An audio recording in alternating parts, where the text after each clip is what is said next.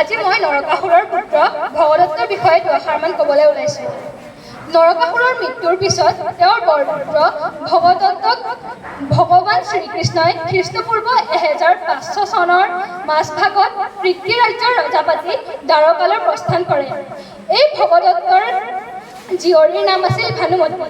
ভগদত্তই ভানুমতীক কৌৰৱৰ ৰাজকুমাৰ দুৰ্যোধনৰ লগত বিবাহ কৰাইছিল আৰু এই বিবাহৰ স্মৃতিৰ যুগমীয়াৰ অৰ্থে তেওঁ গুৱাহাটীত থকা দীঘলী পুখুৰী নিৰ্মাণ কৰাইছিল। ভগদত্ত আছিল বিশ্বৰ অপ্ৰতিদ্বন্দ্বী হস্তী যোদ্ধা। তেওঁৰ সুপ্ৰতীক নামৰ হাতীটোৰ আগত কোনো বীৰেই টিকি থাকিব পৰা নাছিল। মহাভাৰতৰ যুদ্ধৰ সময়ত ভগদত্তই কৌৰৱৰ পক্ষত অৱতীৰ্ণ হৈছিল, কাৰণ কৌৰৱৰ ৰাজকুমাৰ দুৰ্যোধন আছিল তেওঁৰ জোঁৱাই। আৰু ভগদত্তই হাতীত উঠিয়ে সেই যুদ্ধ কৰিছিল।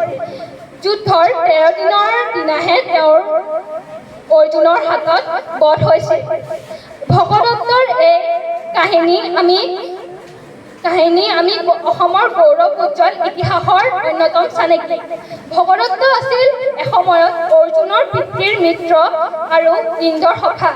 ভগদত্তৰ এই বীৰক্ৰমৰ কথা আমি মহাভাৰতৰ দ্ৰোণ পৰ্বত উল্লেখ আছে। ধন্যবাদ।